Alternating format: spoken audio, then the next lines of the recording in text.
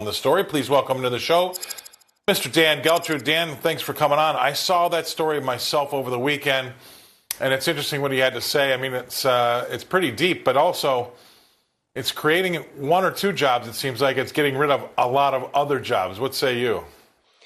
Well, Scott, we are going through a second industrial revolution, kind of like what happened, 120 years ago or so.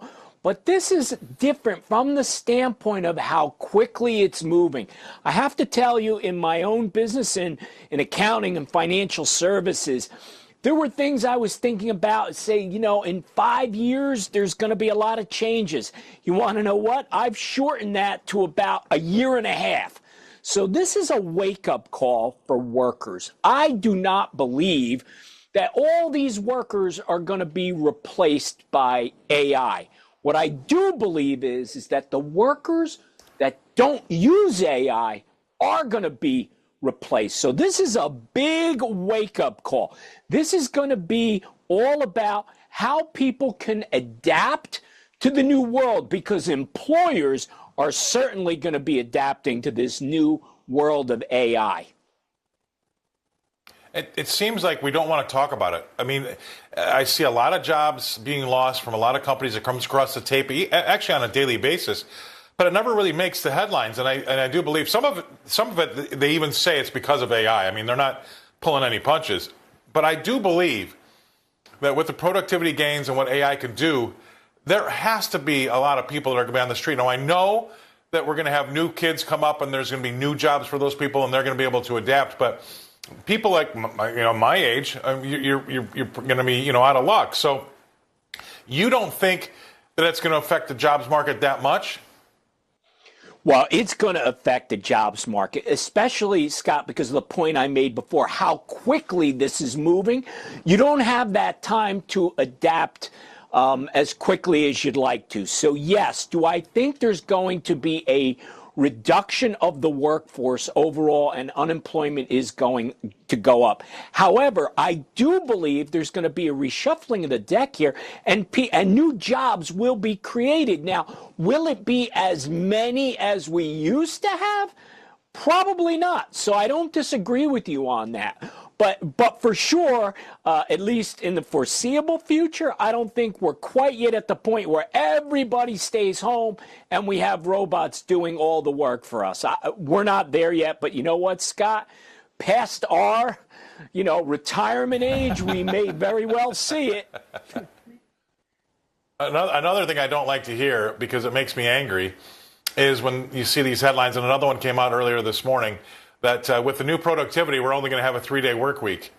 I don't understand anybody that says that, because we're always going to have a 5-day work week. We're just going to be able to make 40% more in those 5 days than we did with just, before we had artificial intelligence and or that technological help. Can you imagine, going back in time, right? When we had a new machine that made horseshoes, can you imagine, we've made as many horseshoes as we normally made in a week, so you can go home now? No, they're going to continue to make horseshoes, right? I mean, anybody with, at least I would say anybody should think that way, but the idea that all of a sudden our work week is going to change because we're more productive doesn't make sense to me.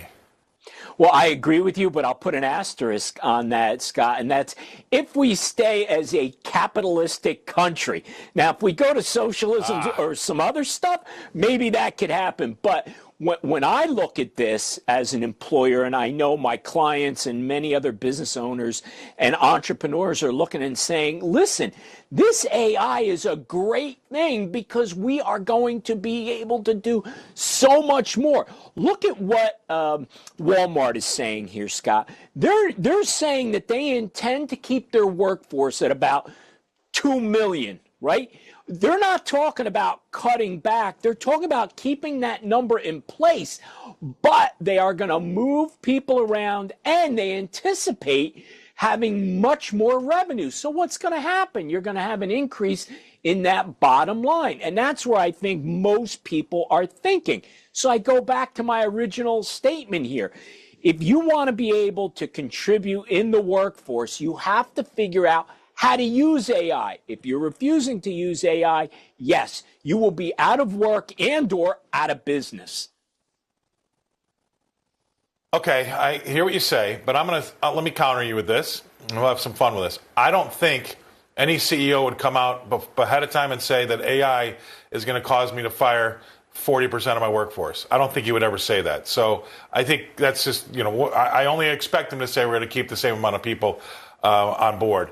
But then on a more personal note, if you get done, like, so you've been running your business for 30, 40 years, right? Yes. If you all of a sudden have this big influx of artificial intelligence that helps you run your business, let's just say next year, and it gets to be Wednesday afternoon, and you can see that all of your employees have gotten done by Wednesday afternoon what it would have taken them a whole week to do. Are you going to tell everybody to go home for Thursday and Friday, or are you going to get started on next week's work Thursday morning? Yeah, and Scott, you bringing up that example is almost like you've been sitting in some of our executive meetings. This is exactly what we have actually talked about. As we become more efficient, what are we going to do with all our people? So we are literally looking at how do we expand the type of work that we do? What different markets and services are we going to be able to provide and retrain our people? Let me be clear to all my employees out there listening. Nobody's going home on Wednesday afternoon. We're going to keep you busy on Thursday and Friday.